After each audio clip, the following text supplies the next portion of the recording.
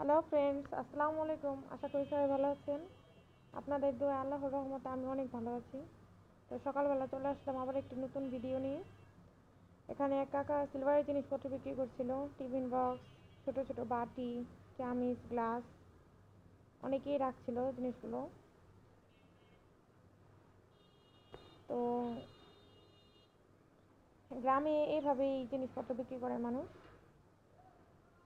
এগুলা কাপের বিকল্প হিসেবে ব্যবহার করে ভাত নাড়ার কাজে। এই ছোট ছোট বাটিগুলো দৈনন্দিন কাজে অনেক ব্যবহার করা হয়। কাপগুলো দেখতে অনেক সুন্দর।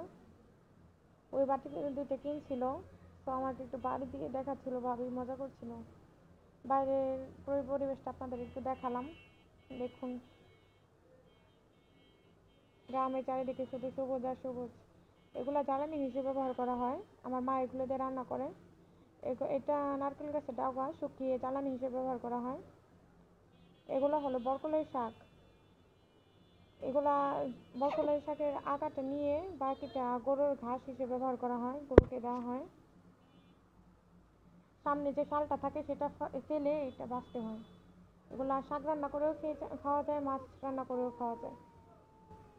তো এক ভাইয়া ডাকছিল ওনাদের ছাদের সবেদা ফল গাছগুলো দেখার জন্য। তো আমি একটু শোপিসগুলো দেখালাম আপনাদের। এখানে উপরে এসে দেখুন ওনারা ছাদ বাগান করেছে। তাদের মধ্যে ফুল, লেবু গাছ ছিল, কলা গাছও ছিল ছাদের মধ্যে। সবচেয়ে আনকমন যেটা ছিল সবেদা ফল গাছ, যেটা দেখার জন্য উনি আমাকে ডাকছিল। অনেক সবেদা ফল ধরেছে। ওনারা গাছ থেকে ফলগুলো পাড়ছিল। সবেদা ফল ছিল পরে গাছ থেকে অনেক কষ বের হয়। স্ট্রবেরি চারা, আঙুর ফলের চারাও ছিল ছাদে। থোকায় থোকায় সবেদা ফলগুলো যে ধরে রয়েছে অনেক সুন্দর লাগছে দেখতে। তো আমি আপনাদেরকে একটু দেখাচ্ছিলাম ধরে। কচু গাছও বনেছে ছাদের মধ্যে। এক ভাবি কচুর ডাগা কেটে নিচ্ছিল মাছ দিয়ে রান্না করে খাওয়ার জন্য।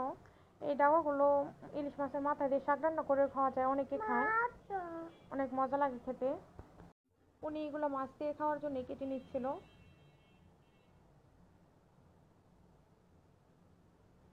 এগুলা গলায় ধরে না। কতগুলা সবেদা ফল পেড়েছে গাছ থেকে দেখুন। আমার এই ভাবি খুদের ভাত রান্না করছিল, 2-3 পদের ভর্তা বানাইছে, আমাকে একটু খাওয়ার জন্য ডাকছিল, তো আমি একটু ভিডিও করে নিলাম। খেতেও খুব ইয়াম্মি ছিল। বাসায় এসে দেখি মা মাছ রান্না করছে মূলা দিয়ে।